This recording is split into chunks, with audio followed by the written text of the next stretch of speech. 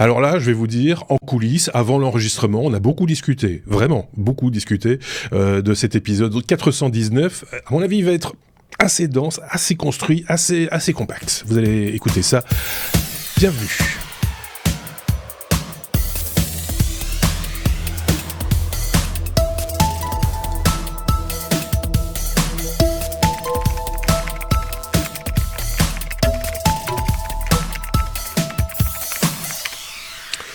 Épisode 419 des Technos avec à ma droite Benoît, première apparition cette saison. Benoît, bonjour. Oui, bonjour, ça va ? Très bien. Tout a changé ici. Oui, on a changé. On a un nouveau jingle, on a plein de nouveaux trucs, c'est incroyable. Plein de trucs. Je pars en vacances quelques jours et voilà ce qui se passe. Ben voilà, c'est ça. On n'a pas encore déménagé, mais on n'est pas loin. C'est Xavier de son côté, tout de orange et bleu vêtu. Lui, c'est pas deuxième, troisième fois cette saison, je pense, quelque chose comme ça. Xavier. Tout à fait. J'ai entendu tous mes petits camarades dans les dossiers précédents. Je suis impatient de pouvoir revenir à l'antenne. L'antenne elle est très courte. Hein. Oui. Il y aura, comme chaque fois d'ailleurs cette saison, un dossier consacré à la stabilisation en vidéo. Et pour quelle raison, me direz-vous ? Parce qu'on parlera d'un appareil. Je vous fais un petit peu de teasing si vous voulez bien. C'est à l'occasion de la sortie d'un appareil spécifique qu'on vous parlera de stabilisation en vidéo sous toutes ses formes, son historique, etc. C'est un dossier que nous a compilé Xavier et Benoît pour la seconde partie de cet épisode. Et puis la première partie de l'épisode, vous le savez, est toujours consacrée à l'actualité telle qu'elle est vue, toujours par nos chroniqueurs, et sous forme d'abécédaire. Je voulais juste rajouter un petit truc avant qu'on commence et qu'on attaque cet abécédaire avec la lettre A, comme il se doit, pour remercier Emmanuel, entre autres, un de nos auditeurs qui a partagé très volontiers ses codes d'invitation pour la plateforme Blue Sky, enfin le réseau social Blue Sky. On en avait parlé la semaine passée, je vous renvoie à l'épisode de la semaine dernière, le 418, on avait parlé des alternatives à Twitter ou à X si vous préférez, et évidemment on avait un petit peu parlé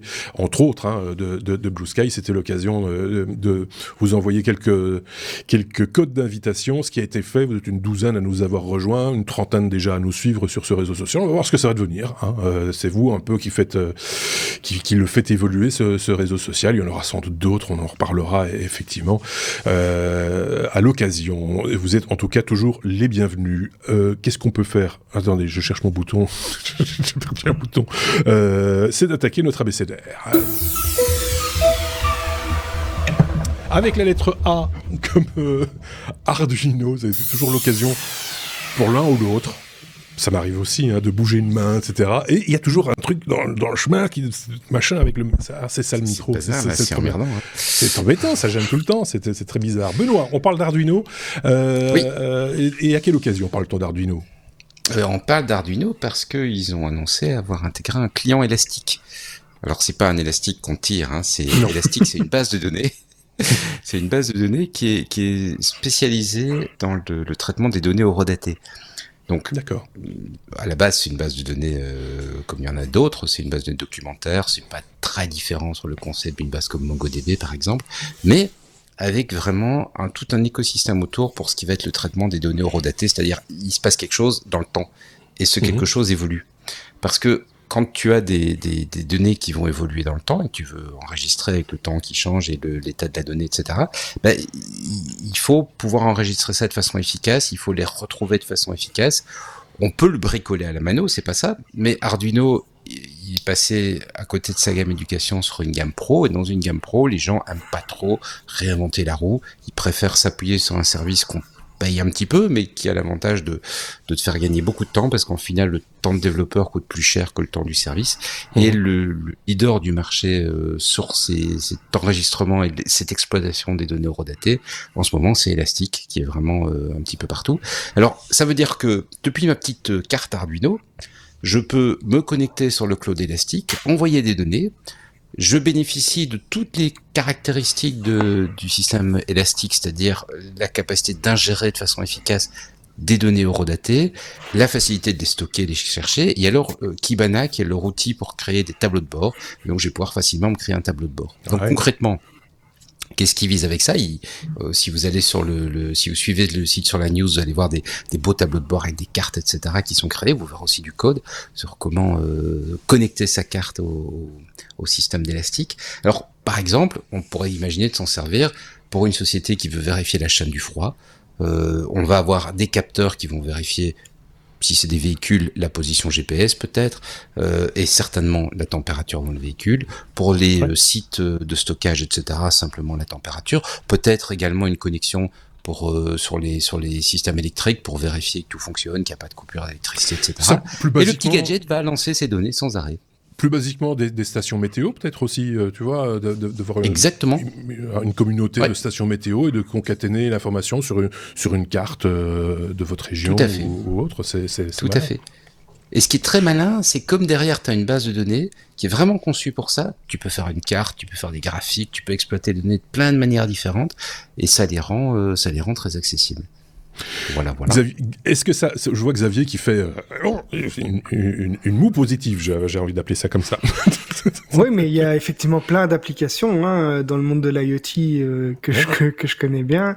On peut imaginer une multitude de scénarios, et ce sont pas des choses qui n'existent pas déjà, mais c'est quelque chose qui va simplifier l'accès à ça, et pour tous les petits bricoleurs qui chipotent avec Arduino. Et je commence moi-même à essayer ça, parce que d'habitude c'est plus mes collègues qui touchent. C'est vrai que c'est très impressionnant. On peut arriver maintenant à faire pas mal de choses, et même avec ChatGPT, vous pouvez chercher de l'aide avec des outils comme ça qui vous permettront de très rapidement faire des choses fonctionnelles. On va pas se mentir, c'est très chouette. Il existe pléthore d'outils qui permettent de faire ce genre de choses, mais de manière relativement fermée, peu évolutive, ou en tout cas pas dans le sens dans lequel on voudrait le faire évoluer. Ici, on est clairement sur bidouilleur pas de compétition, mais quand même un peu upscale, qui a vraiment envie avancé, de faire des trucs lui-même. Oui, c'est du bidouillage avancé, mais ou alors même professionnel. À la portée quand même de... Benoît, pardon. C'est clairement plutôt destiné à la gamme pro. Donc maintenant, Arduino a deux gammes, faut pas l'oublier. Ils ont leur gamme éducation, qui est la gamme bidouilleur à laquelle on fait référence, et qui fonctionne toujours très bien, et qu'on peut utiliser dans un milieu professionnel. Nous ne prenons pas. Mais ils ont vraiment cette gamme d'outils pro qu'ils essaient de mettre en place, parce que tu as en fait de plus en plus, soit des entreprises qui veulent développer un système, mais qui veulent pas partir de rien, parce que ça coûte cher de partir de rien, et donc on bénéficie comme ça d'une espèce d'effet d'entraînement, ou on en a déjà eu l'occasion d'en parler ici, des situations où on veut quelque chose qui va venir compléter des outils professionnels. Je me souviens, on avait parlé par exemple du comptage et ce sera un excellent autre usage d'élastique, pour compter les parasites sur les vignes. Et la boîte avait construit avec un Arduino Pro relativement facilement des pièges pour compter, et c'est pas un produit de masse, donc s'il fallait tout faire à partir de rien, ça coûterait horriblement cher. Mais ici, ça coûte beaucoup moins cher, parce qu'on s'appuie sur des outils. Pour du prototypage, c'est génial. Prototypage, je vais le dire, effectivement. Je sais, excuse-moi si tu l'as dit, Benoît, mais est-ce que c'est payant, ou est-ce qu'il y a une version gratuite également déjà, ou... Alors, le client élastique est gratuit, donc ils ont mis le code sur GitHub et tu télécharges et tu l'installes. Par contre, si tu vas utiliser la solution élastique, ça dépend. Soit tu prends la version libre du logiciel, donc tu l'installes toi-même à la mano, tu le déploies et là c'est gratuit. Soit tu prends leur version cloud, qui est complètement hébergée en SaaS, en service, donc tu n'as rien à faire, t'as pas à acquérir les compétences pour entretenir, sécuriser, mettre à jour, etc. la DB. Et là, effectivement, très vite, ça devient payant. Il doit y avoir une offre trial, mais après les 15 premiers jours, ça devient payant. Il faut vraiment se mettre les mains dans le moteur, comme on dit, et y aller, quoi, si on veut... Moi, j'adore quand à chaque fois que Benoît vient, il nous parle d'Arduino, presque, souvent. Mais c'est chouette. Mais moi, j'aime beaucoup, et si vous aimez aussi, vous n'hésiterez pas à jeter un petit coup d'œil sur les sources, puisqu'on vous met toutes les sources des news dont on vous parle. Je le répète chaque fois, mais c'est important de le dire, parce que ceci dit, vous pouvez googler aussi. Mais là, on vous mâche un peu la besogne en vous donnant quelques liens. Oui, jeune homme, Xavier a levé le doigt. Et alors, je vais... Pour ceux qui s'intéressent à Arduino mais qui n'ont jamais osé se lancer, il y a 2 chaînes YouTube qui sont assez sympas. Il y a les frères Poulain qui ont fait des petits projets assez sympas avec des Arduino ou des ESP32. Et il y a également une super chaîne. C'est un gars qui a fait une chaîne qui s'appelle Abrège et qui fait des choses assez concrètes, qui l'explique de A à Z. C'est passionnant. Okay. Enfin, pour les bricoleurs qui ont envie de toucher un peu à la technologie, ce sont vraiment 2 chaînes très sympas. À noter, et c'est noté d'ailleurs, donc n'hésitez pas à aller y jeter un petit coup d'œil après avoir écouté l'épisode des technos, évidemment. E comme espace. Nous allons prendre de la hauteur, mon cher Xavier. En général, quand on fait une mise à jour, on se dit bon, si ça plante, on fera un hard reboot et on se démerdera. Là, ça va être un petit peu compliqué si on se loupe, puisqu'il s'agit quand même de la sonde Voyager 1 qui a été mise à jour. Oui, donc on va faire un petit voyage dans l'espace, un petit voyage dans le temps et dans la distance, puisque la NASA a annoncé avoir déployé une mise à jour logicielle sur un appareil, Voyager 1, donc une sonde dans ce cas-ci, qui a été lancée il y a 46 ans. Donc c'est plus vieux que moi. C'est déjà un exploit en soi pour moi d'avoir réussi à envoyer une mise à jour à la sonde d'avoir atteint 46 Voyager ans. 1. Non, mais je veux dire, pour moi, ce qui est impressionnant, c'est pas seulement, pour moi, ce qui est impressionnant, c'est pas seulement la longévité de cette sonde, parce que c'est déjà, avoir une longévité comme ça de 46 ans pour un appareil qui a été lancé dans l'espace, je trouve que c'est en soi déjà un exploit, mais malgré le fait simplement d'avoir essayé de faire ça, ils ont réussi. Donc la mise à jour, elle a fonctionné. Et ça, c'est aussi un exploit. Donc pour vous donner une idée, pour autant que quelqu'un arrive à même se représenter une distance aussi grande, Voyager 1 est actuellement à plus de 24 milliards de kilomètres de la Terre. Et la sonde Voyager 2, à laquelle ils ont aussi déployé la mise à jour, elle est à 19 milliards de kilomètres. Donc moi, j'imagine un petit peu, on voit les mécanos qui changent des pneus sur les stands de Formule 1, tu vois, dans les pits de Formule 1, c'est un exploit, ils font ça. Mais imagine, pour moi, c'est comme s'ils faisaient ça alors que la voiture, elle est en train de rouler à pleine vitesse, quoi. Et c'est encore bien plus compliqué que ça. Alors, ça, c'est l'exploit. Maintenant, pourquoi est-ce qu'ils ont fait cette mise à jour? En gros, c'est tout simplement pour prolonger la mission des sondes. Donc, ils se disent 46 ans, c'est très bien, mais c'est pas assez. Et donc, les instruments et les systèmes de ces sondes sont actuellement alimentés par une source d'énergie thermoélectrique, mais qui s'affaiblit lentement dans le temps. Et donc, il était nécessaire pour eux de maximiser l'efficacité énergétique de ces sondes. Ils peuvent évidemment pas améliorer la source, mais ils peuvent améliorer l'usage pour que ça puisse continuer à fonctionner et envoyer des données qui sont toujours très précieuses pour la Terre aussi longtemps que possible et à des distances de plus en plus loin. Alors pour comprendre la complexité de l'opération, le site de la NASA a expliqué que la NASA a dû se concentrer sur un patch logiciel qui va modifier les propulseurs de la sonde. Ces propulseurs sont essentiels pour que la sonde puisse s'orienter et communiquer avec la Terre.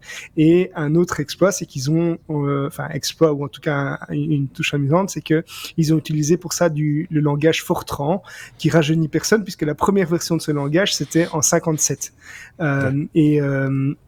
Alors, une autre chose amusante, en tout cas que je trouve assez épatante, c'est que ces propulseurs n'avaient plus été allumés depuis 37 ans pour Voyager 1. Et donc, il a fallu quand même une certaine expertise, une précision de dingue pour garantir que cette mise à jour fonctionne. Et de nouveau, pour vous donner une petite idée, c'est que entre l'envoi de la mise à jour et le fait que ça arrive à la sonde, il fallait 18 heures. Donc, patcher quelque chose et patienter un petit peu calmement. Moi, j'imagine la tension de ces gars pendant ce temps-là pour voir si ça va fonctionner ou pas. Pour moi, c'est vraiment une démonstration du génie de ces équipes.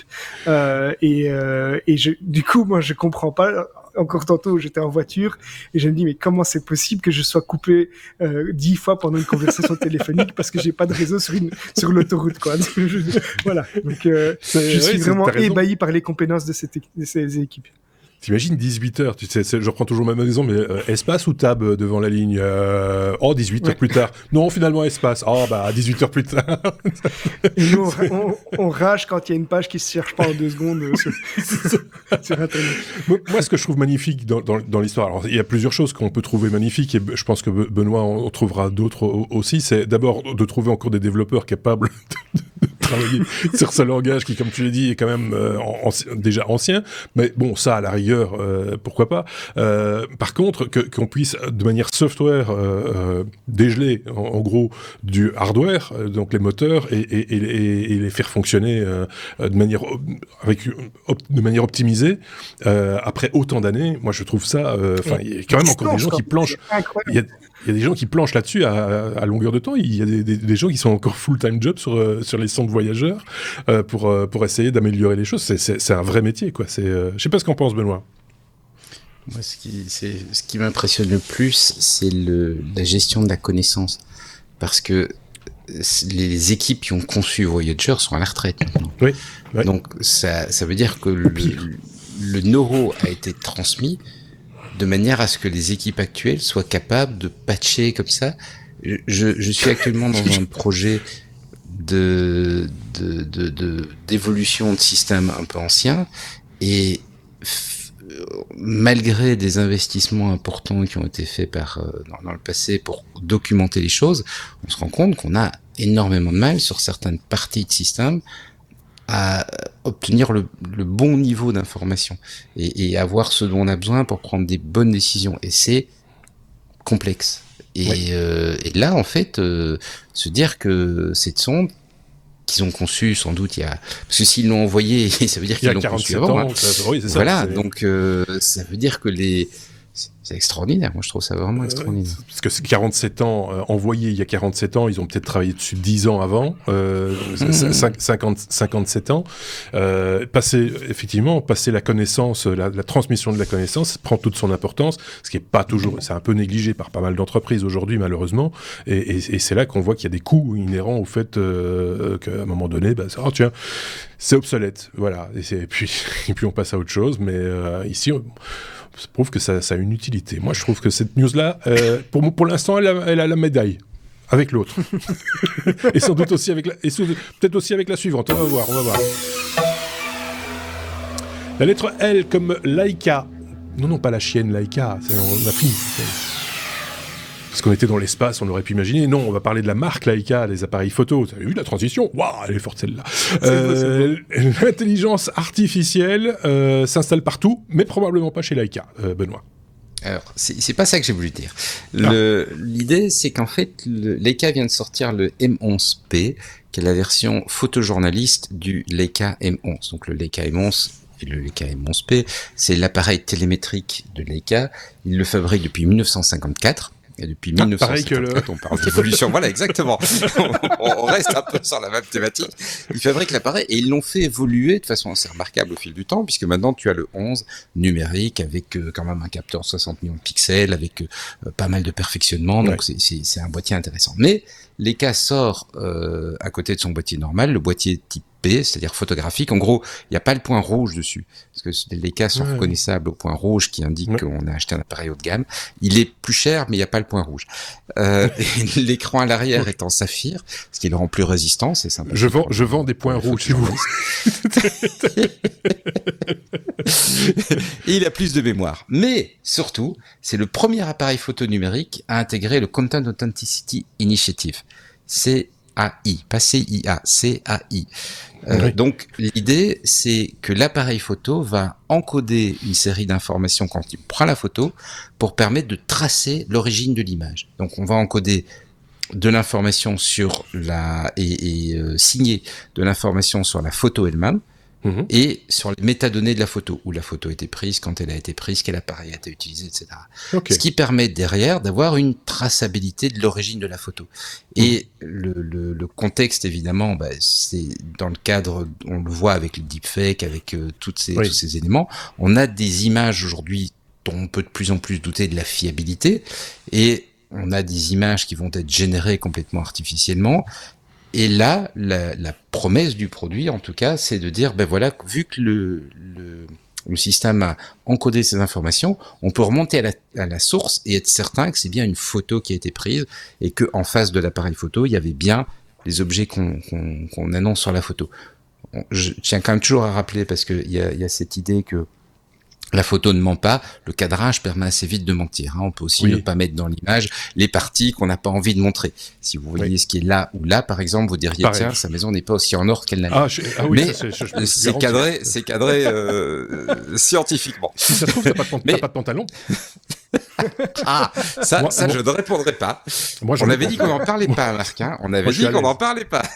Moi, j'ai dit, je vais être à l'aise. Donc, je reviens sur cette Content Authenticity Initiative parce que c'est intéressant. C'est pas la première fois que des boîtiers sont vendus avec la logique cryptographie dedans pour assurer une certaine traçabilité.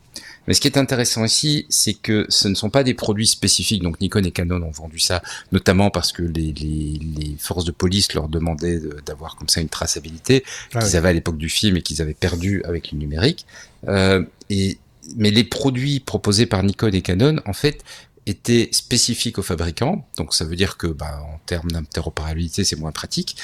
Ça veut dire aussi qu'on va pas pouvoir intégrer toute la chaîne. Dans le Content Authenticity Initiative, il y a l'idée de dire la photo, de toute façon, elle va être retraitée avant d'être publiée. Donc Photoshop va, quand il va traiter l'image, préserver la signature d'origine et rajouter de l'information en disant moi j'ai recadré, j'ai corrigé la luminosité, j'ai fait ceci, j'ai fait ça, et là aussi le signer, et donc on va comme ça avoir une traçabilité de bout en bout de l'image.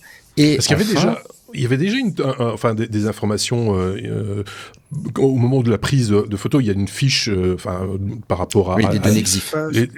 Oui, c'est ça l'EXIF. Donc ça vient en plus. Mais les données EXIF, non, c'est les mêmes données, mais on garantit le fait que ce sont bien celles que l'appareil a enregistrées.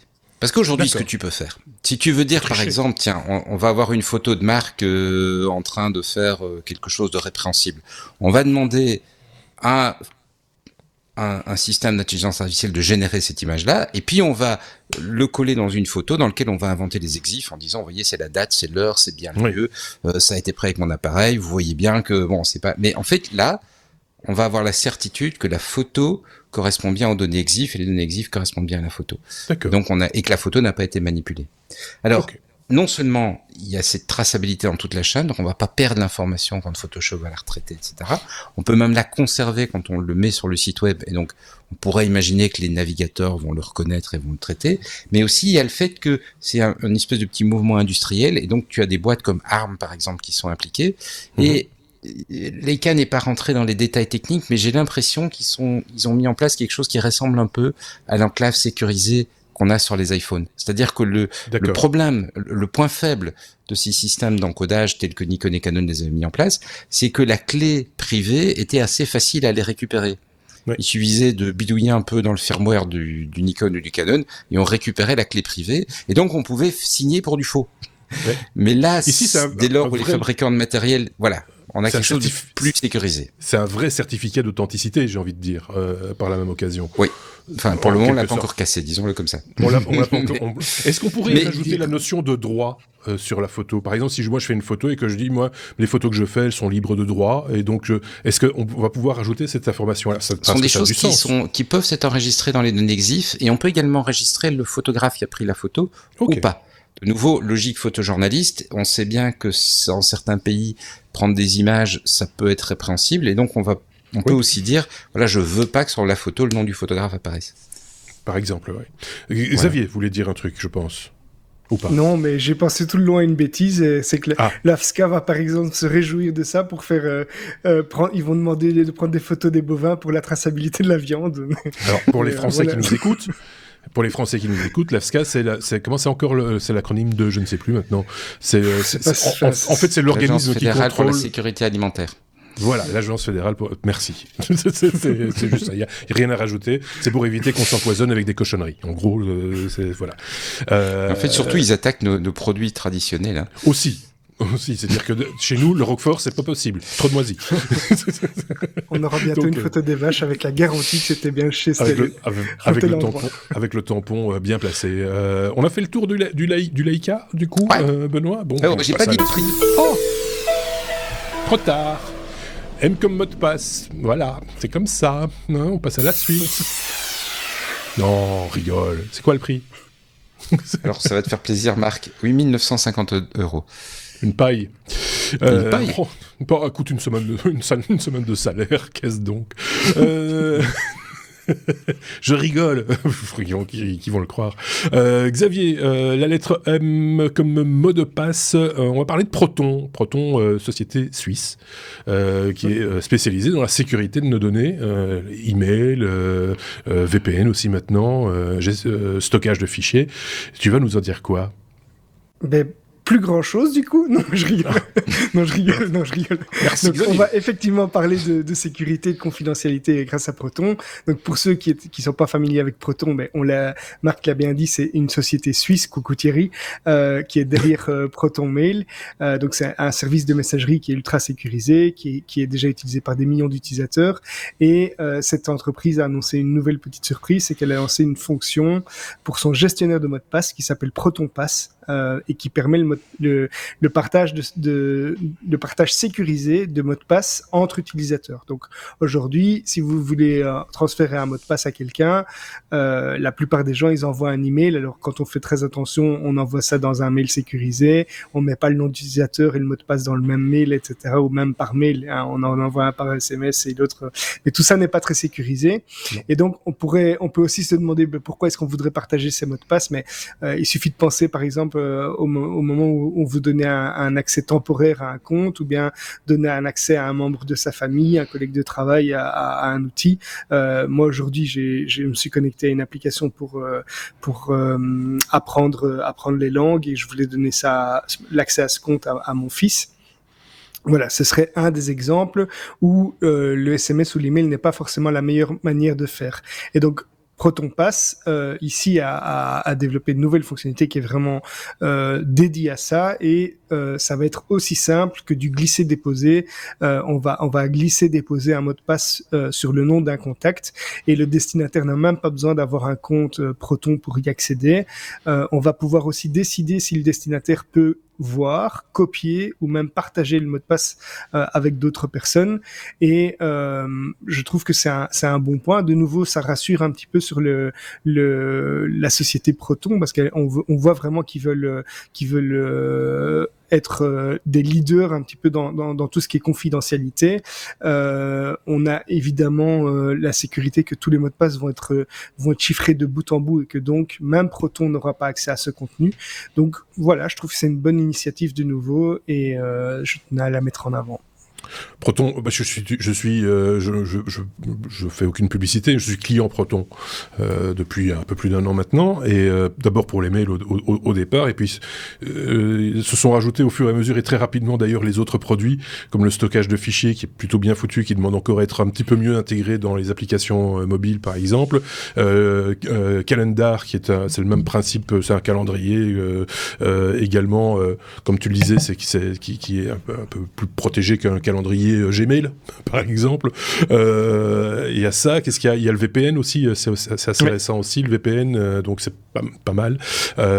Et puis, plus récemment, effectivement, Proton Pass, qui est en fait le principe de base au départ, c'est le wallet de c'est un gestionnaire de mot de passe, hein, ouais, l'équivalent de KeePass, par exemple. Oui, ou OnePassword ou autre. Et là, même, ils arrivent encore à innover dans ce genre d'outils, qui est assez bien foutu. Et moi, je suis en train de tout doucement, puisque j'ai un abonnement qui englobe le tout, à verser vers cet outil-là, parce que franchement, c'est bien fait, pas uniquement parce que c'est Proton, j'ai pas d'action chez eux, mais voilà, quand c'est bien, il faut le dire, et c'est le cas. Il y a seulement d'autres produits qui sont très bien aussi, hein. Faut pas non plus... mais la news, c'était Proton, donc on parle de Proton.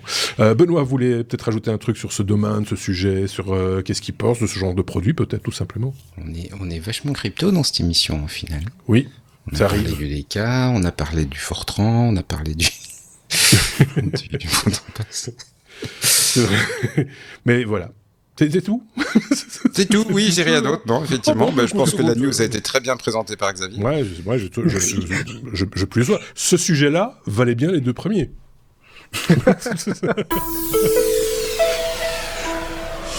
T'as la lettre S comme Shepherd Trace, Benoît. On parlait de croquis, du croquis au vecteur. De quoi s'agit-il ? Exactement, c'est un petit outil qui était sorti en Kickstarter. Les commandes viennent d'être livrées. J'ai reçu le mien la semaine dernière. Si vous avez l'image, vous pouvez le voir. Je vous le montre. C'est en fait un cadre entouré de petits points blancs et ça permet de vectoriser, de numériser un dessin sur une feuille de papier. Et vous allez me dire, mais ça existe déjà, ça, hein, avec le téléphone, tu prends une photo, oui, d'accord. Mais vu les petits points, il est capable de détecter exactement, d'abord, corriger un effet de perspective, et deuxièmement, avoir les dimensions correctes.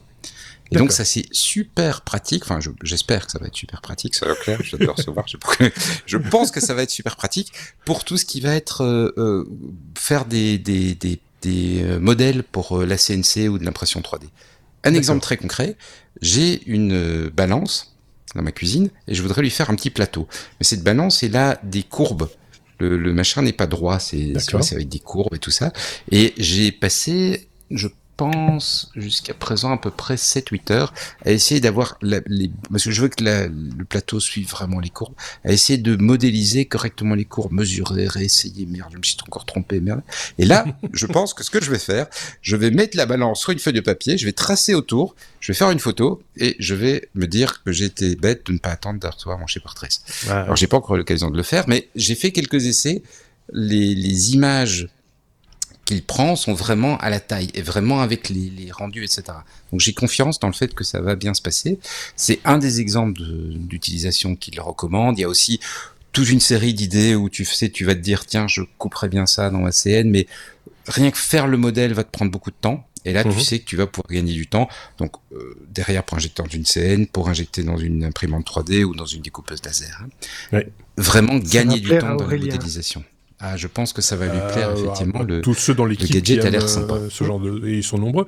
Et parmi nos auditeurs aussi, j'en suis sûr, parce qu'en plus, c'est pas très cher, cette histoire. Mais non, mais si tu réfléchis, ce n'est que, entre guillemets, un cadre en plastique. Bien sûr. Mais par contre, ce qui coûte, évidemment, c'est pas le cadre en plastique, c'est le logiciel derrière. Évidemment. Comment dire? Enfin, t'achètes pas que le cadre, quoi. T'achètes du soft. Oui. Qui va permettre qui va avec le cadre. Voilà. Je veux dire, c'est l'ensemble. Je voulais dire que l'ensemble, du coup, le cadre plus le soft, ça fait le boulot. Ça évite évidemment les problèmes, comme tu disais, de perspective quand on prend une photo, et machin, etc. Ça évite les manipulations aussi, de transformer un fichier photo en vectoriel avec tous les risques qu'il y a. J'ai vu qu'il y avait aussi la possibilité de lisser le dessin pour éviter évidemment des aspérités qui seraient malvenues sans doute quand on veut utiliser le fichier in fine. Donc tout ça est très bien. Moi, je trouve ça te garde les tailles. C'est ça qui est vraiment important. C'est-à-dire que le dessin que tu récupères est à la taille de ce que tu as dessiné. Et donc, tu peux directement l'envoyer sur ta CN pour graver exactement l'objet à la bonne taille. Shaper, en fait, ils vendent cette CN à main qui se destine au marché des installateurs. Et donc, l'idée étant de dire, bah voilà, je dois découper... Pardon ? Là, c'est Shaper Origin, c'est ça. Je dois découper... Oui, c'est le nom, Shaper Origin. Je dois découper un trou dans une pièce pour laisser passer quelque chose. Eh bien, c'est très bien, sauf que tu as le problème qu'il faut programmer sur ta CN la forme de l'objet. Et ça, c'est vraiment le complément. Tu mets une feuille de papier, tu traces la forme spécifique de ton trou, tu fais ta photo, tu le balances sur ta Shaper Origin et tu coupes immédiatement.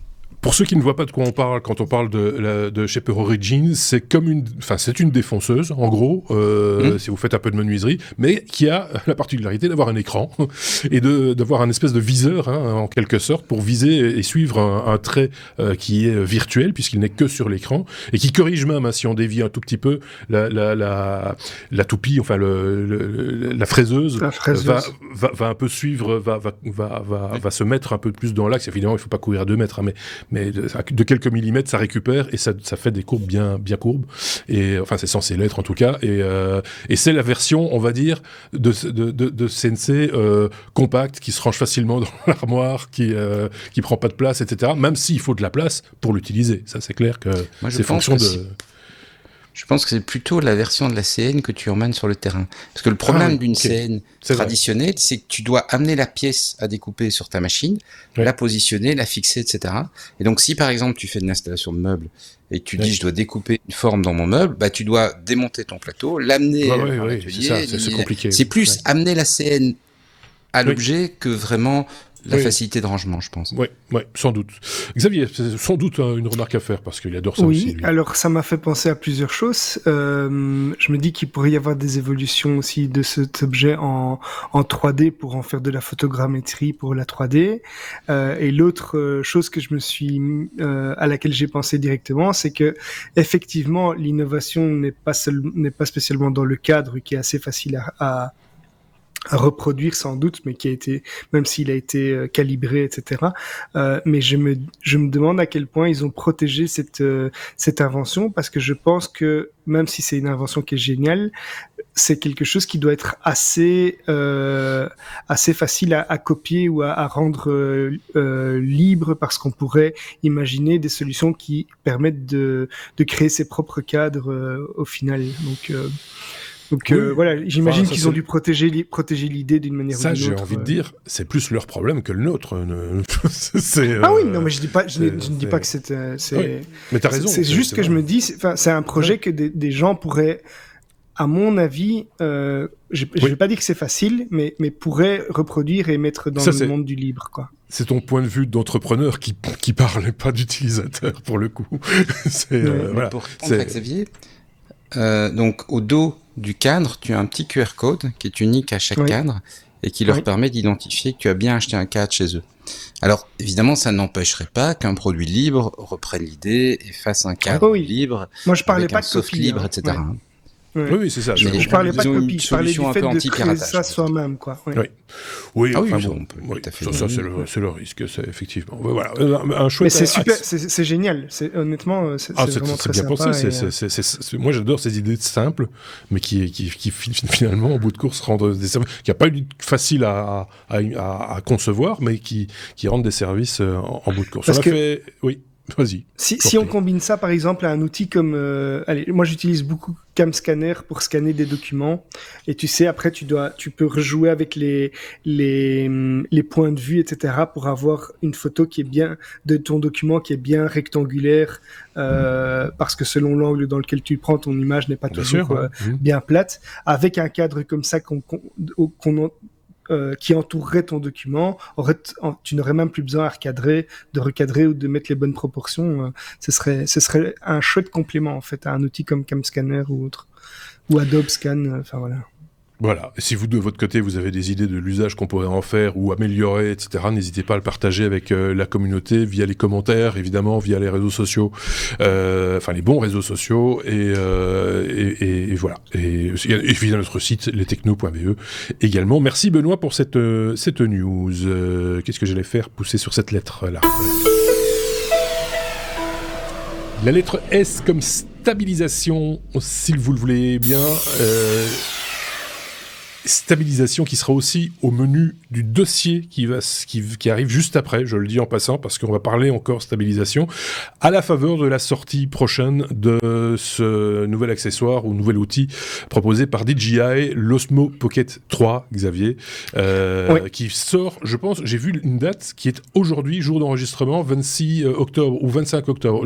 C'était hier, je pense. De mémoire, c'était hier. Ouais. On est vraiment pile poil dans le top de machin du truc, voilà. Qu'est-ce qu'on peut dire de cet Osmo 3 ? Alors, cette fois-ci, je vais parler de DJI, mais pour une fois, ce sera pas spécialement dans mon domaine de prédilection qui est les drones, mais plutôt d'une caméra portable qui a été annoncée donc hier par DJI, qui s'appelle Osmo Pocket 3, donc la troisième version de cet appareil que Benoît connaît bien. Il va pouvoir nous parler de la version précédente d'ailleurs et de son utilisation pour ça, mais donc c'est une caméra qui est principalement utilisée par des amateurs de vlog, des vidéastes en herbe ou même des pros qui sont à la recherche d'un appareil qui est vraiment ultra portable.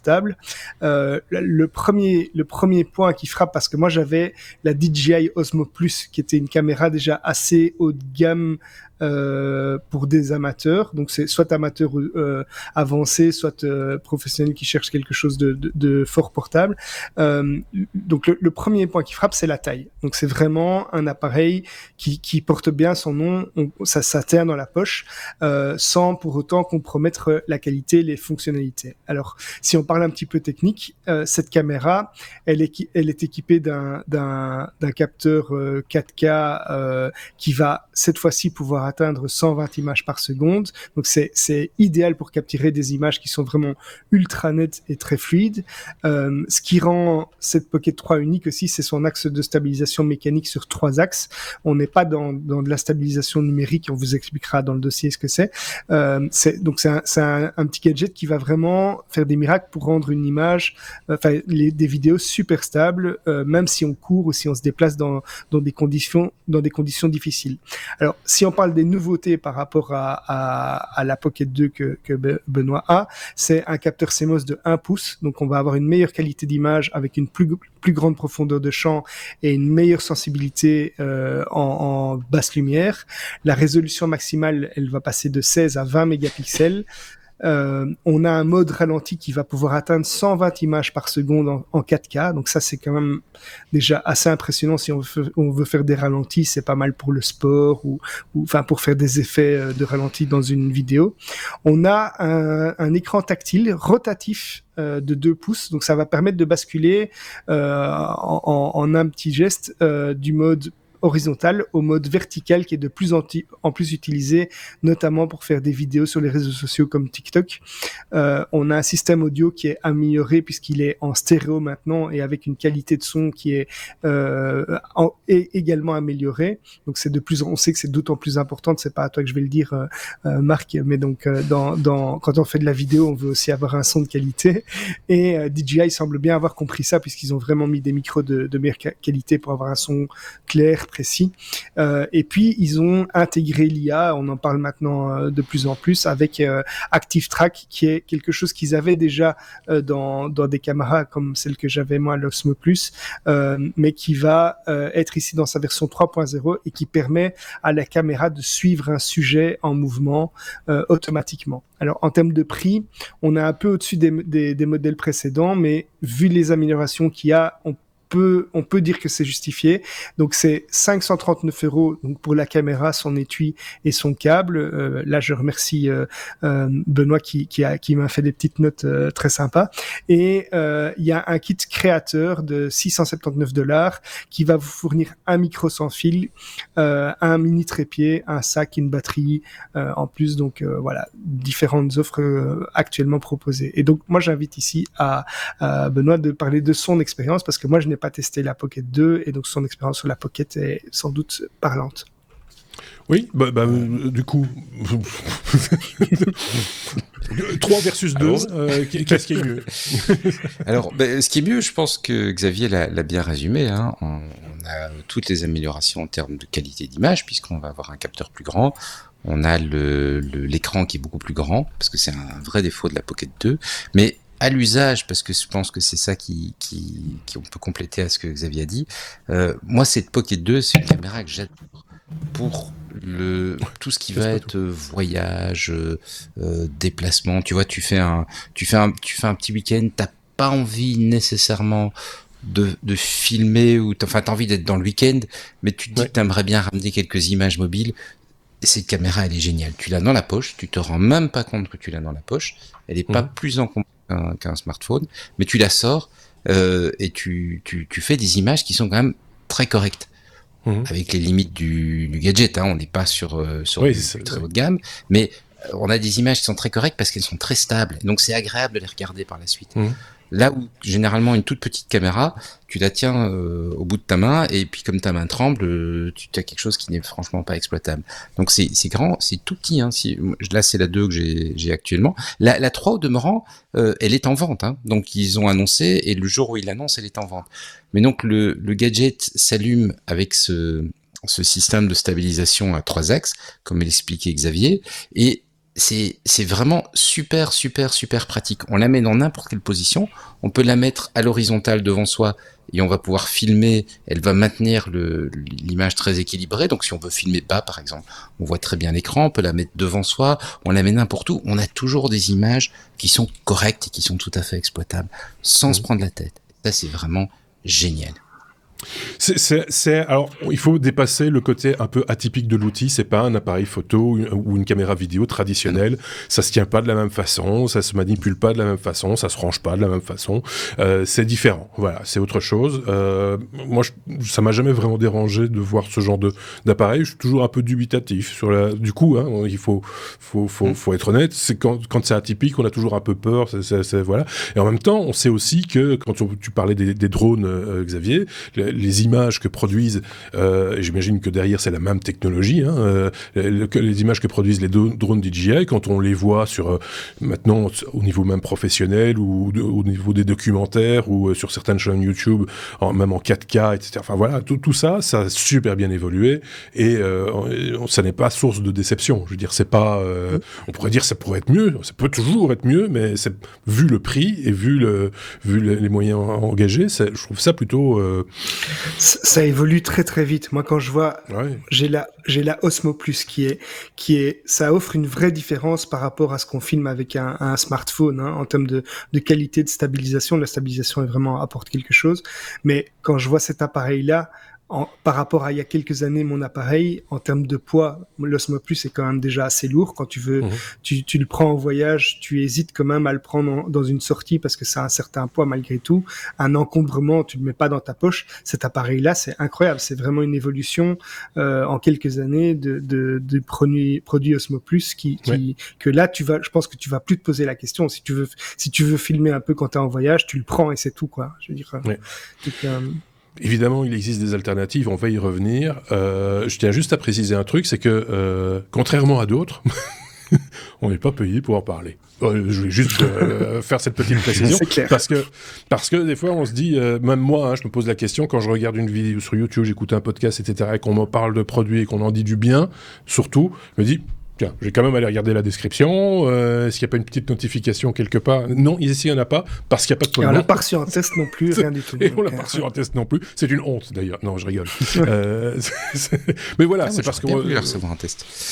Oui, peut-être. Oui, voilà. Mais autant on est parfois contacté pour des produits qui ont l'air d'être stupides. Autant on aurait pu tester tous les VPN qui existent sur le marché. Ça, c'est certain. Mais voilà, nous, on n'est pas comme ça. On fait pas les choses de la même manière. On va parler, si vous le voulez bien, de choses, du truc. Là, en l'occurrence, Osmo Pocket 3, c'était l'occasion de mettre ça sur la table. C'est le sujet du dossier que voici, que voilà.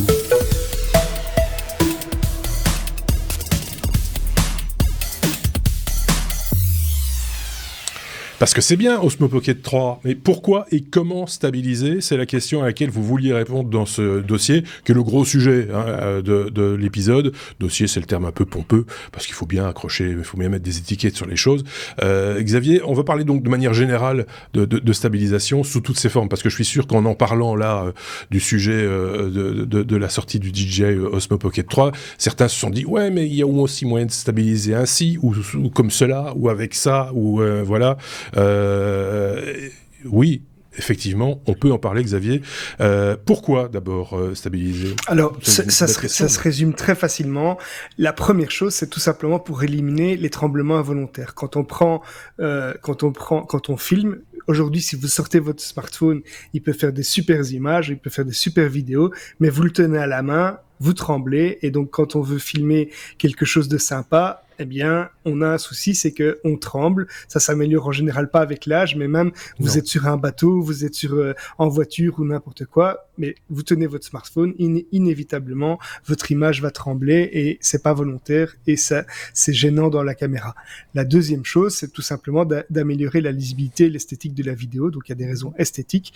Et puis, même si vous filmez, tout simplement un paysage avec des inscriptions, ça va être illisible parce que vous tremblez et la stabilisation va permettre d'améliorer ça. Donc voilà, ça c'est le pourquoi. Alors, on pourrait étendre le pourquoi sur, effectivement, stabiliser, pas aussi de la longueur de focale, si on zoome comme un pété sur un petit chat qui se trouve à 12 km, vous vous rendez bien compte que la moindre petite vibration, vous allez choper le petit chat de la voisine, parce que ça n'ira plus. Enfin, plein de raisons qu'on a évoquées et dont on se doutait un petit peu, mais ça mérite de poser le cadre. L'histoire de la stabilisation, d'où ça vient ? Comment quoi qu'est-ce, Benoît Alors, en fait, le besoin, il est depuis toujours, depuis qu'on fait des films. il faut que l'image soit agréable, comme Xavier vient de l'expliquer. Et donc, au début, on n'avait pas grand-chose. Il fallait que la caméra soit posée sur quelque chose qui est stable. Voilà, c'est ce qu'on fait là. On est en train de se filmer. Si vous regardez la version vidéo de ce podcast, vous voyez, on a des caméras qui tremblent pas parce qu'elles sont posées sur des choses stables. Ou parce qu'on a des esclaves très stables. Peut-être toi, Marc, mais nous pas. Non, moi j'ai un esclave qui tient le truc. Nous, on l'a posé gentiment sur des petits pieds. Et donc, historiquement, la technique pour que l'image soit correcte, c'est de poser la caméra sur un trépied, un monopied, un coussin, un truc comme ça, mais quelque chose qui va faire qu'elle ne bouge pas. Le problème, c'est que la caméra ne bouge pas du tout. Et donc, ça donne des plans qui sont un petit peu pas super excitants, assez figés.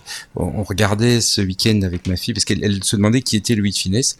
Donc on a regardé, elle ne le savait pas, on a regardé Les Gendarmes de Saint-Tropez, la version originale, et c'est incroyable la différence, on s'en rend plus compte, mais c'est incroyable la différence de la manière de filmer. Ces caméras ne bougeaient pas. Elles étaient statiques. On voit les sujets bouger dans tous les sens. Oui. Ils rentrent par la gauche, ils partent par la droite, ils font plein de trucs. Mais la caméra, elle est là, elle ne bouge pas. Comme ce qu'on est en train de faire maintenant. Très peu de mécanismes. La seule chose qu'on pouvait faire, la seule chose qu'on pouvait faire, c'était faire des panoramiques, c'est-à-dire la faire bouger de gauche à droite ou de haut en bas, ou, et c'était assez contraignant, mettre en place des moyens très lourds, par exemple un dolly, c'est-à-dire un rail sur lequel un rail plus ou moins gros en fonction de la taille de la caméra, mais enfin un rail, avec un petit chariot dessus, on met la caméra, parfois on met le caméraman aussi, et on fait bouger l'ensemble, et ça permet enfin à la caméra de bouger, mais c'est très très contraignant. Il faut que le sujet suive le rail, il y a la mise en place, enfin c'est long et c'est coûteux. On a aussi la possibilité de le faire avec une grue, on a sans doute déjà tous vu ça, sur un trépied, on a un long tube, et puis au bout il y a la caméra, et on peut la relever ou la rabaisser, ça permettait déjà de faire des petits mouvements, mais les sliders, ça restait quand même assez statique. Et là, on parle d'outils, mais en fait, il y a aussi la bonne vieille caméra, la grosse caméra qu'on portait à l'épaule. Hein.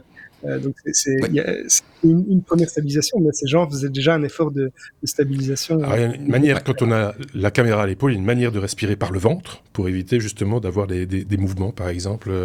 Et puis, il faut se muscler le dos aussi beaucoup. C'est exactement, important. Marc, c'est ça. D'abord, c'est quand même un petit peu moins stable. Et puis, de nouveau, on revient sur quelque chose qui est assez contraignant parce que la personne qui filme, elle est peut-être mobile, mais elle va pas pouvoir bouger dans son plan. Parce que sinon, elle va de nouveau avoir des effets. Ce qui a amené une révolution en 1972, Gareth Brown invente le Steadicam. Et le Steadicam, c'est vraiment le début de la caméra qu'on va emmener dans les films modernes, qui va bouger, qui va tourner autour des sujets, qui va mettre vraiment de la dynamique dans l'image. Le principe du Steadicam, attention, Steadicam, on l'utilise un peu comme étant un mot générique pour désigner les stabilisateurs. C'est une marque déposée, en fait. Hein. C'est comme Bic. C'est une marque déposée, ça correspond à un produit fabriqué par Tiffen, enfin une gamme de produits fabriqués par Tiffen, et le reste, c'est pas des Steadicam, c'est des stabilisateurs.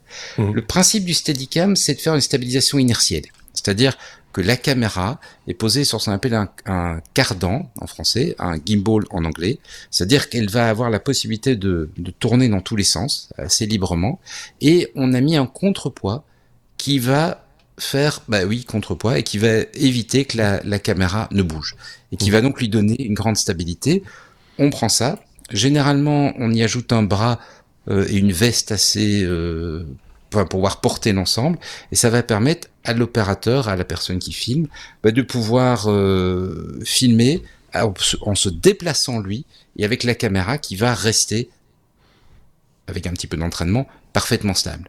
Et donc qui va donner des images qui vont être aussi bonnes que ce qu'on avait avec un dolly, sauf que la personne, elle va pouvoir courir, elle va pouvoir tourner autour, elle va pouvoir une très très grande liberté de mouvement.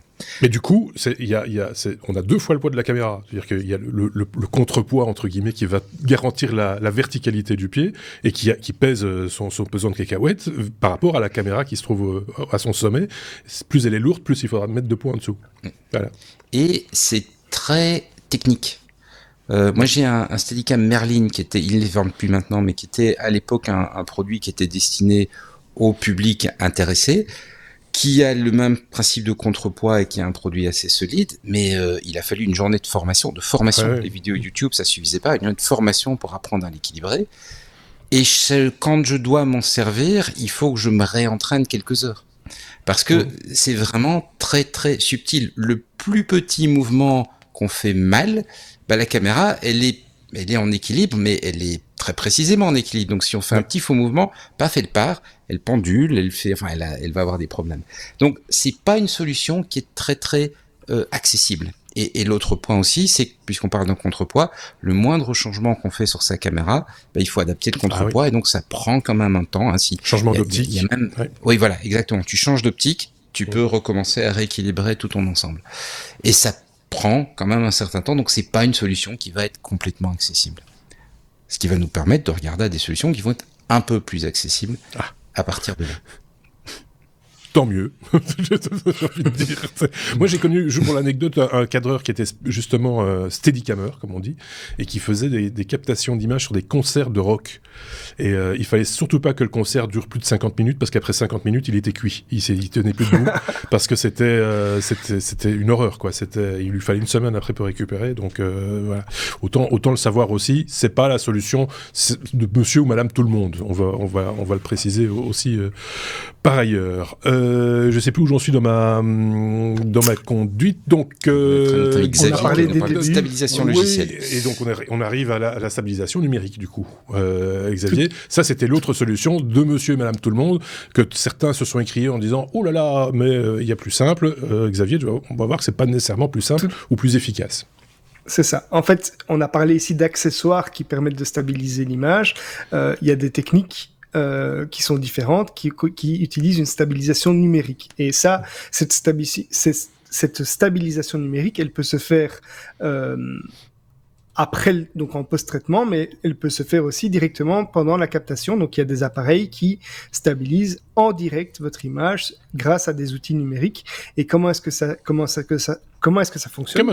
Décidément, c'est grâce à l'analyse de mouvement. Donc en fait, on va avoir un logiciel embarqué ou non qui va détecter, qui va analyser les mouvements involontaires. Donc en gros, il va repérer des pixels ou des schémas dans l'image et il va analyser que ces patterns ou ces points bougent dans l'image et il va essayer de les suivre pour stabiliser l'image.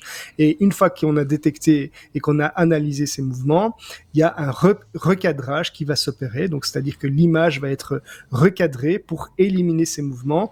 On va donc réduire la taille de l'image originale en éliminant tous ces mouvements et en recadrant ça en direct, donc en bougeant ce cadre dans l'image, on va pouvoir limiter les mouvements, mais les limites de cette technique, c'est comme on va recadrer, on va perdre des informations, donc il va y avoir une perte de résolution d'image, et il va pouvoir également y avoir un effet de bord qui sont des déformations dans l'image. Et donc, si on veut conclure sur cette technique, en fait, la stabilisation numérique, c'est un outil qui est puissant, mais qui va devoir être utilisé judicieusement avec parcimonie, puisqu'on peut avoir des pertes d'image, et il est toujours recommandé de combiner cette stabilisation numérique à une stabilisation mécanique pour avoir un résultat qui, lui, va être optimal.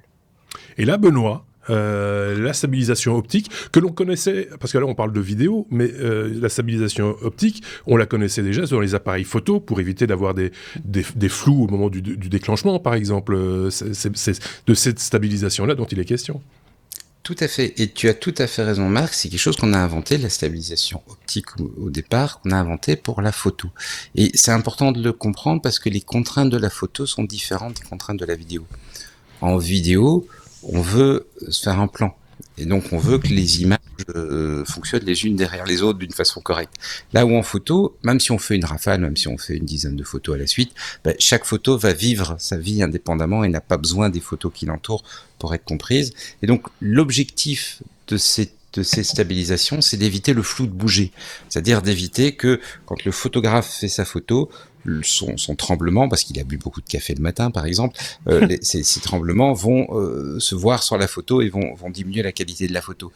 Le flou de bouger en vidéo, ça peut être un effet qu'on va parfois chercher. Donc on voit que la solution ici, elle est au départ pour la photo, mais elle va aussi pouvoir être utilisée pour la vidéo. Alors le principe, c'est assez simple.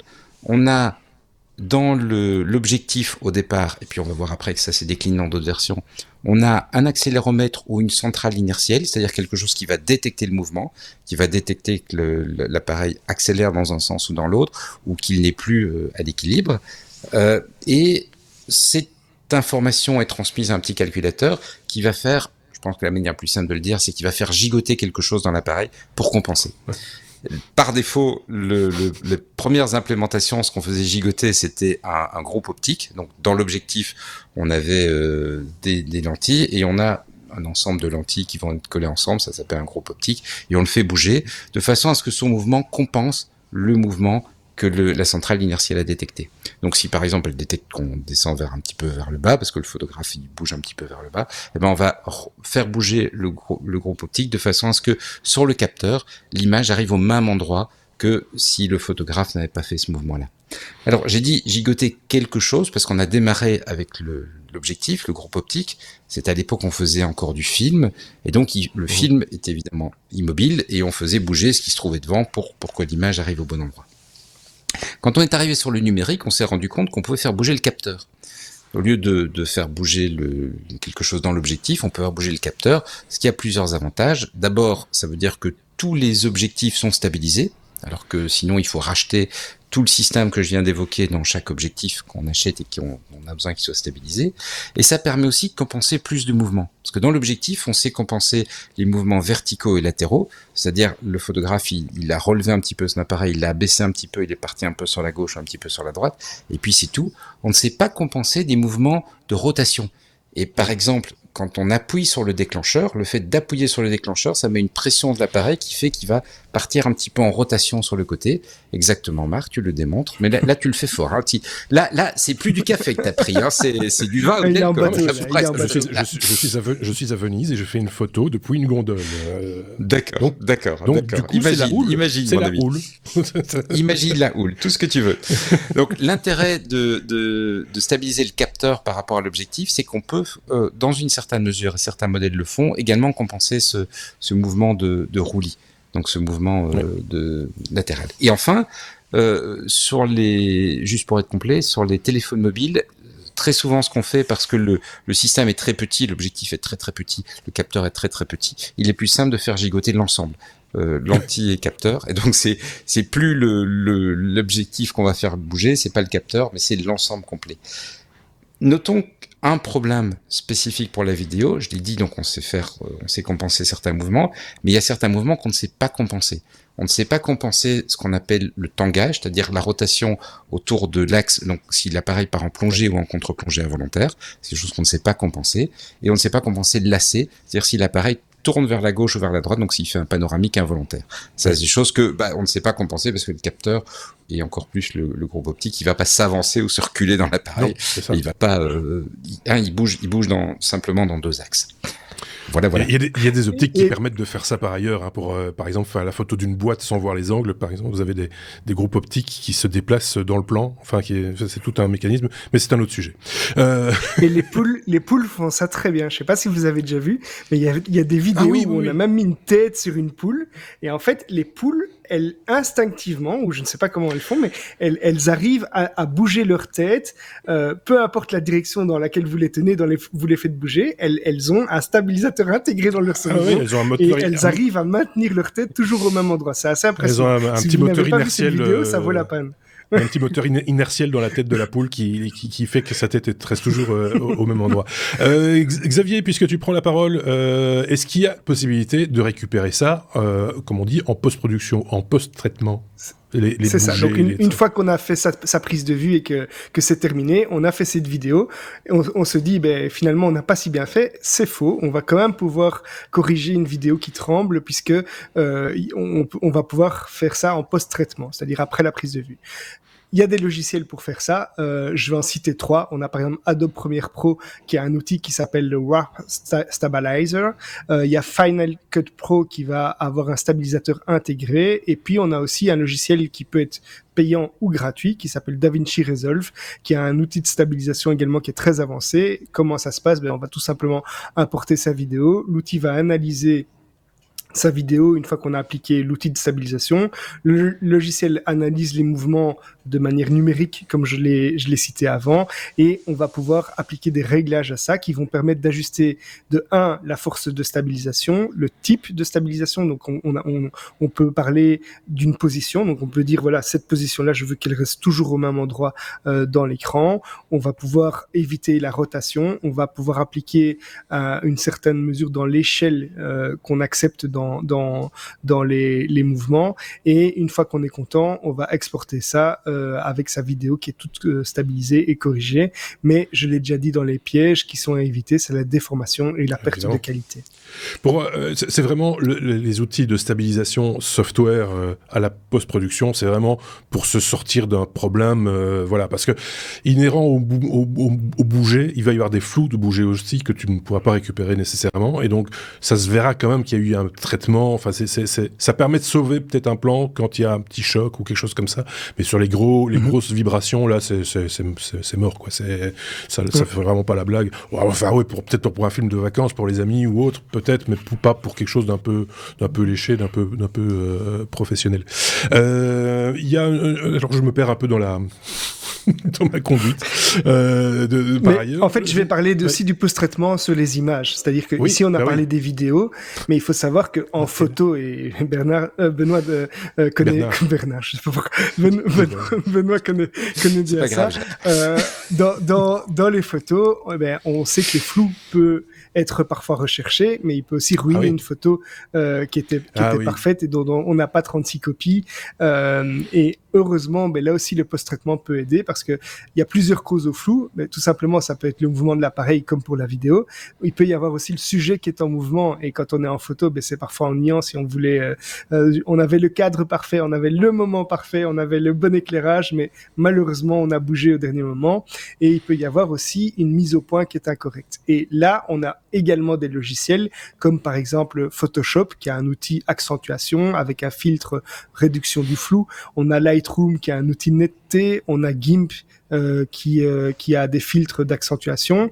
De nouveau, ils vont analyser certains éléments. L'intelligence artificielle aussi est de plus en plus efficace, par exemple, pour analyser l'origine d'un point sur une photo et de suivre vraiment le mouvement de flou. Et on a des images parfois génératives, donc une IA générative qui va inventer des éléments de l'image, mais parce qu'elle sait que le point d'origine du mouvement c'était là, et il va corriger tout ça. C'est parfois vraiment impressionnant maintenant ce à quoi on arrive à faire. Donc la première façon, c'est d'identifier le type de flou, et puis on va appliquer les corrections. Et puis il y a des flous qui sont parfois plus complexes, avec des plugins ou des logiciels spécialisés maintenant qu'on peut trouver aussi. Évidemment, donc ça permet de corriger une image qui n'était pas parfaite. Ça peut améliorer la qualité, et ça va permettre de sauver des photos qu'on n'aura pas l'occasion de reprendre et qui autrement auraient été gâchées, même si c'est parfois pas parfait, mais parfois c'est mieux que rien.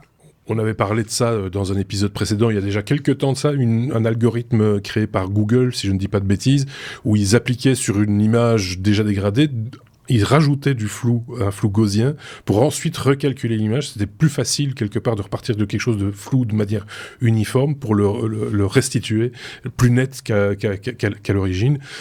Si on n'a pas fini avec ce genre de technologie, à mon avis, moi tous les jours je vois de la publicité pour l'application qui va rendre le truc plus net, la photo de tonton, machin, etc. Tant mieux, j'ai envie de dire, si on peut se récupérer plus tard en post-production, en vidéo et en photo d'ailleurs, c'est pas plus mal, j'ai envie de vous dire. Évidemment, vous avez vu dans le titre, ça partait de Osmo Pocket 3, et Osmo Pocket 3, si je ne m'abuse, utilise un tout autre moyen de stabilisation, et là je pense que c'est plutôt Benoît qui va nous en parler peut-être, c'est le principe du gimbal. Ou c'est Xavier, vous battez pas. Moi j'ai les deux noms dans ma conduite. On allait parler, si je ne me trompe. Ah non, pardon, stabilisation. On allait parler des drones en fait. Non, pardon. On allait parler des drones d'abord, puisque on a parlé de DJI, qui est à la base un fabricant de drones, et la stabilisation de vidéos dans le cas des drones est vraiment hyper importante. Moi, je me souviens, j'ai joué avec des drones d'abord que je fabriquais moi-même, qu'il y avait des solutions pour stabiliser le drone dans l'espace, mais on n'était pas encore au point de la stabilisation d'image. Il fallait acheter un accessoire. J'avais acheté une belle petite nacelle. On y reviendra avec Benoît pour stabiliser cette image. Mais pourquoi c'est essentiel de stabiliser l'image quand on a un drone? Mais parce que quand on est avec une caméra qui est en plein ciel, qui est soumise au vent, qui est soumise au mouvement du drone, à des accélérations, des obstacles qu'on essaye d'éviter au dernier moment, mais la stabilisation est essentielle. Et donc les drones, comme ils ont des moteurs, ils sont en mouvement, ils vont aussi générer des vibrations, déjà rien que par l'utilisation des moteurs et des hélices qui tournent. Il y a des mouvements involontaires et on va pouvoir avoir un résultat qui est beaucoup plus professionnel, avec une image stable quand on a quand on utilise la stabilisation. Alors pour ça, on va avoir des gimbals, donc c'est des dispositifs mécaniques qui vont compenser les mouvements du drone. On va pouvoir se stabiliser dans 2 ou 3 axes, donc il y a le roulis, le tangage et le lacet, on appelle ça. Et des exemples populaires pour DJI, c'est par exemple le DJI Zenmuse, mais GoPro avait aussi le GoPro Karma qui est très connu pour ça. DJI, en plus de ces gimbals, utilise également la stabilisation numérique, donc logiciel, pour lisser les séquences dans les drones qu'ils vendent maintenant. Donc il y a vraiment une intelligence embarquée aussi qui va stabiliser l'image en plus des outils mécaniques. Et ils vont faire ça en temps réel. Et bien entendu, on va combiner ça à la fois en termes de stabilisation mécanique et numérique pour avoir les meilleurs résultats. Mais il y a aussi des conseils qu'on va pouvoir donner aux pilotes de drone pour avoir une meilleure stabilisation, parce que tous ces outils sont bien beaux, mais il y a aussi des façons de piloter les drones qui vont améliorer ça. Donc la première chose, c'est le vol doux, donc avoir des mouvements très lents, très fluides, qui vont permettre d'améliorer la qualité d'image en évitant des manœuvres brusques et qui vont privilégier un vol en douceur, à tel point que DJI a même mis au point un mode qu'on appelle le mode cinéma, et qui va en fait éviter tous les mouvements brusques du drone. Donc ils vont vraiment lisser le vol du drone, et c'est parfois, au début, c'était parfois un petit peu dangereux, parce que quand vous vouliez éviter un obstacle, étant donné que le drone lissait tous les mouvements et ne réagissait parfois pas directement, vous pouviez avoir une certaine amplitude de mouvement, et c'est pour ça qu'on a vu parfois des vidéos au tout début avec des drones qui rentraient dans la foule. Il y a des gens qui filmaient des mariages, ils s'approchent très près des mariés, et en fait au dernier moment ça touche quand même les mariés, parce que ils ont réagi trop tard à cause de ce mode cinéma. Il y a des paramètres de caméra. Donc on va pouvoir utiliser une obturation plus rapide pour réduire le flou. Il y a les conditions météorologiques, il va falloir éviter de voler par grand vent, même si les drones DJI sont capables de voler dans des conditions qui sont quand même déjà très compliquées. On va mettre à jour son firmware, puisque comme c'est du traitement numérique, parfois les améliorations des algorithmes vont jouer en notre faveur avec les nouvelles versions. Donc voilà, tous des petits conseils qui permettent avec les drones d'avoir une image très stable. Ouf, voilà. Mais en même temps, j'en démords pas. Il y a cette histoire de gimbal, de nacelle, ou je sais pas comment on peut appeler ça. Benoît, c'est aussi l'accessoire que l'on retrouve ici, en l'occurrence, sur l'appareil dont on parlait initialement, l'Osmo Pocket. Exactement, et en fait c'est le même système que ce que Xavier vient de nous présenter. Donc c'est le système de moteur, la centrale inertielle qui détecte les mouvements, et on va compenser les mouvements par rotation en faisant tourner la caméra avec différents moteurs. Ne casse pas tout, Marc, hein. Ce n'est pas une bonne idée si tu casses tout. Voilà, exactement, tout à fait. C'est ce genre de choses sur lesquelles on va pouvoir monter une caméra. En fait, je pense que c'est Freefly, qui est toujours, je pense, un fabricant de drones, qui en 2013 a pour le premier popularisé l'idée de dire, on va prendre cette nacelle et on va la mettre avec un cadre autour, et on va la donner à un caméraman, et le caméraman va filmer avec. Et l'avantage par rapport à ce qu'on évoquait tout à l'heure, c'est qu'en fait, on a une image qui est mobile, facile à faire évoluer, etc. Et une grosse réduction de l'apprentissage. C'est beaucoup beaucoup plus simple que d'apprendre à utiliser un Steadicam. Parce qu'en gros, l'électronique fait pas mal de choses pour vous. La seule chose que ces produits par défaut ne font pas, c'est stabiliser le mouvement, dans les mouvements qui est gênant, c'est stabiliser le mouvement vertical. Et il est gênant parce que c'est le mouvement de la marche. Et donc là, on va souvent reprendre ces mêmes nacelles et on va les monter sur un bras, les mêmes bras que ce que j'évoquais tout à l'heure pour les Steadicam, ou on va apprendre ou alors on va se déplacer sur des patins, sur un Segway ou quelque chose comme ça, c'est-à-dire quelque chose qui va éviter justement le mouvement de la marche. Ou si on a un pocket, il faut vraiment apprendre à être très souple dans le bras pour ne pas transmettre au bras le mouvement de la marche et avoir quelque chose qui va être vraiment nickel. Mais un autre avantage de ces produits, et c'est quelque chose qu'on trouve déjà sur le Pocket, c'est que puisque ce sont les moteurs qui dirigent la caméra, ils peuvent compenser les mouvements, mais ils peuvent aussi générer des mouvements. Donc on va par exemple pouvoir lui dire, je voudrais bien faire un panoramique, et quelque chose qui, dans un cas de cinéma, on peut même avoir deux personnes qui travaillent ensemble. Donc une personne qui tient la caméra et l'autre personne qui gère le panoramique, et donc vraiment chacun se concentre sur son problème.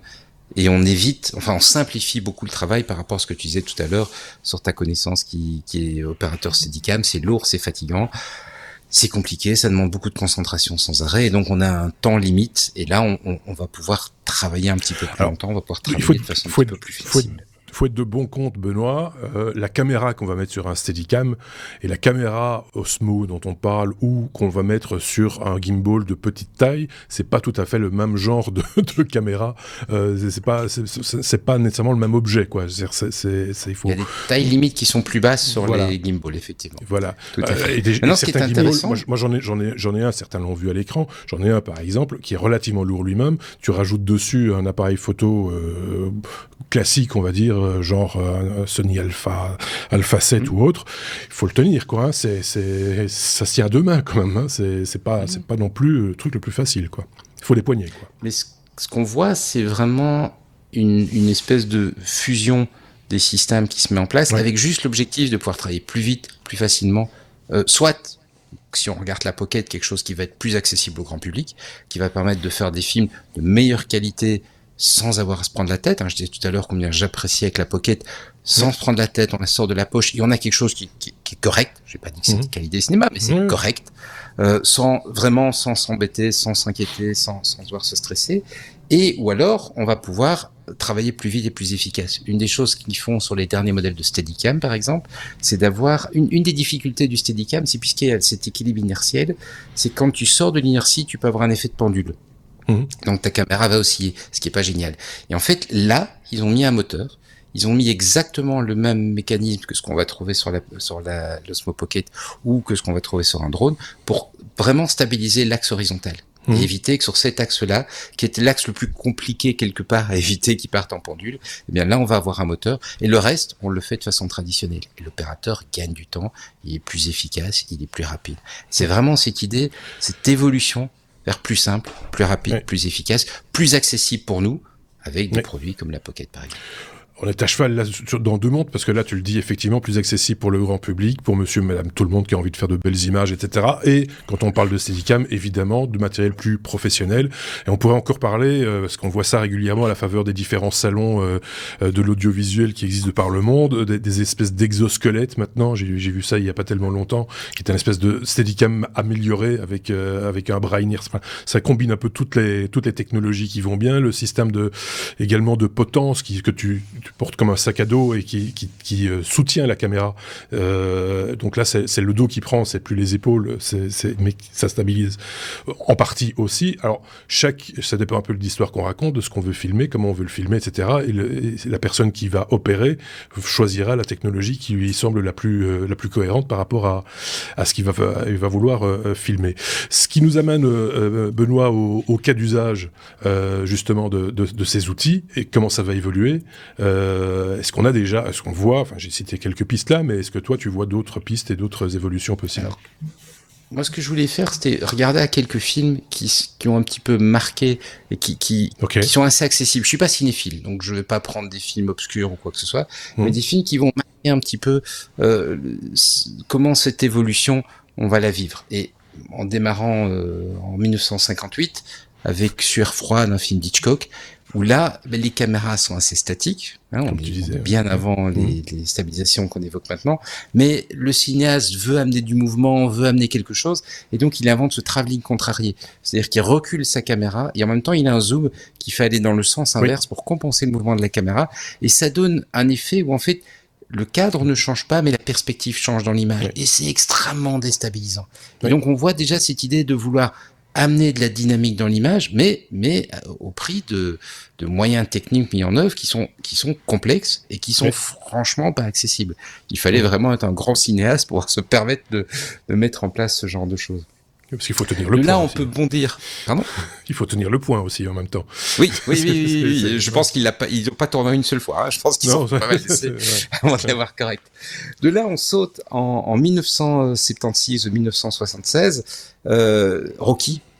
Le film qui sans doute nous a montré au monde ce que permettait de faire le Steadicam. Hein. On se souvient de Sylvester Stallone qui s'entraîne, qui monte les marches, et devant Gareth Brown qui filme. Et c'est révolutionnaire, il filme en courant devant, et donc il peut le suivre. Là où il faut imaginer ce que ça voulait dire. Si on avait voulu faire la même chose, il aurait fallu monter une rampe, il aurait fallu sur la rampe monter un rail, arriver à monter la caméra sur un rail, donc incliné, en la poussant. C'est des caméras de cinéma, c'est très lourd. Donc vraiment, on voit brusquement l'irruption de ce mouvement, de cette flexibilité dans l'image qu'on évoquait tout à l'heure. Et ça, c'est vraiment the big change. Et au-delà de ça encore un ou t'as d'autres exemples? Ah oui, j'ai d'autres exemples. On a recherché, tu peux pas t'imaginer. Ah, ok. Tu voulais dire quelque chose, Xavier? Mais on a aussi l'opposé, c'est-à-dire que dans le cinéma, on a eu des cas où justement on a joué du fait qu'on ne stabilisait pas l'image, et je pense que c'est aussi un point important. Donc la stabilisation apporte quelque chose, mais il y a aussi dans le cinéma des exemples concrets où on a joué du fait que c'était pas stabilisé. Et un exemple qui m'était venu à l'esprit, c'est The Blair Witch Project. Donc c'est un film qui était sorti en 99, où en fait l'histoire raconte le fait qu'on retrouve enfin on se base sur des images qui ont été prises par des gens par des amateurs. Par des amateurs. Donc en gros, ils filment à la main avec vraiment une toute petite caméra, comme ces petites caméras Sony de l'époque qu'on tenait à une main, et vraiment où il y a des tremblements. Et en fait, justement, l'effet que la caméra n'est pas stabilisée donne de la crédibilité au fait que c'est du vécu. Et donc c'était un exemple, et d'ailleurs ce film n'avait quasiment rien coûté, parce que je crois qu'il a coûté, ils ont eu un budget de $60,000 et ils ont fait presque 250 millions de dollars avec ce film qui a presque rien coûté, parce qu'en fait ils ont pas mis des moyens de stabilisation, ils ont tourné avec une caméra réelle, quoi. Mais de nouveau, tout dépend de l'histoire qu'on raconte. Hein. C'est pas juste pour le plaisir de rajouter de la technologie, ce qu'on vous dit là, les stabilisateurs, etc. C'est parce que dans ce qu'on a envie de raconter, dans ce qu'on a envie de filmer, il faut de la stabilité. Des fois, c'est à l'excès. On voit ça avec justement les caméras gimbal, et on a aussi des systèmes de gimbal pour mettre le téléphone portable dessus, qui permettent aussi de filmer dans de bonnes conditions. Et il y a de l'exagération, on use et on abuse, entre guillemets, de cette stabilisation, et donc du coup, c'est plus naturel, parce que on perd le côté naturel de l'image. Donc il faut faire un petit peu attention à ça et pas abuser, quoi. Mais technologiquement, c'est ça qui est gai, c'est que c'est le poulet, quoi, comme tu disais, Xavier. Alors ça va dépendre du talent du cinéaste, parce que le film suivant dont je voulais vous parler, c'est Birdman, 2014, on est 15 ans après le film que Xavier évoquait. Et là, c'est un film qui est construit comme un faux plan séquence. C'est-à-dire que l'idée, c'est du début, donner l'impression que du début à la fin, la caméra s'est allumée, elle s'est arrêtée à la fin du film. Birdman, c'est l'histoire de Michael Keaton qui joue Reagan, qui a été l'équivalent des Avengers, on va dire, le super-héros que tout le monde connaissait, qui aujourd'hui est devenu un petit acteur un peu minable dont la carrière se traîne, et il veut monter dans un théâtre une pièce en espérant se relancer. Donc faut situer le truc. Il voulait faire un faux plan séquence dans un théâtre, avec des couloirs étroits, etc.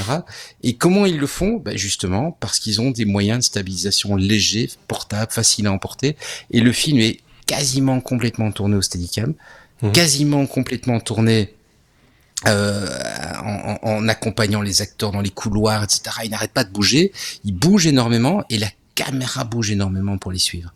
Et 2014, je le signale, c'est à peu près aussi l'époque où, comme on le disait tout à l'heure, c'est Nacelle arrive. Donc, on a le cinéaste qui va utiliser ça d'une façon intelligente, et puis on a en même temps la démocratisation, ce qui m'amène au dernier film dont je voulais vous parler. C'est un film de cette année, de Creator. J'avoue que je l'ai pas encore vu. Il a une très bonne réputation. Et là, le cinéaste fait quelque chose de très intéressant. Il dit, aujourd'hui, quand on fait un film de science-fiction, on dépend des effets spéciaux d'une façon phénoménale. Tout est fait sur des fonds verts. Pourquoi ? Parce que ça coûte cher. Ça coûte cher d'aller tourner en extérieur. Ouais. Et donc, c'est moins cher de tourner sur fond vert. Et lui, ça l'embête. Il a pas envie de ça. Il veut être sur site. Il veut être dans la réalité. Il veut utiliser des effets spéciaux, mais il veut mettre ses effets spéciaux sur des images réelles. Et donc, il veut aller tourner en extérieur, sur place. Et puis, peut-être que dans le ciel, il va rajouter des vaisseaux, des machins comme ça, pour qu'on voit bien qu'on n'est pas dans le monde réel. Ouais. Mais il veut tourner dans un vrai monde et pas sur des fonds verts. Le problème, c'est que ça coûte cher. Et comme on n'a pas arrêté de le dire, les systèmes deviennent moins chers, plus faciles, plus accessibles, etc. On peut faire plus. Eh bien, ça veut dire aussi qu'on peut, avec des équipements plus petits, peut-être pas aussi petits qu'une DJI Pocket, mais des équipements, ce qu'on appelle les équipements prosumer, c'est-à-dire des produits comme ce que tu montrais tout à l'heure, Marc, des stabilisateurs qui sont pas très très lourds, qui sont pas très très encombrants. On va pouvoir tourner des plans qui sont d'une qualité nettement meilleure que ceux que, enfin, je parle pas de l'histoire, je parle de la qualité du tournage, que ce qu'Hitchcock aurait pu faire, si je rebondis sur ce qu'on disait tout à l'heure, parce que voilà, on a un équipement qui est nettement plus flexible, avec une équipe toute petite. Et donc, toute petite équipe, on peut se permettre de l'envoyer en extérieur partout dans le monde. Et donc, on voit que voilà, cette évolution, elle sert vraiment, je pense que c'est important. Comme tu le disais, il y a l'évolution technique, mais elle sert vraiment à la créativité.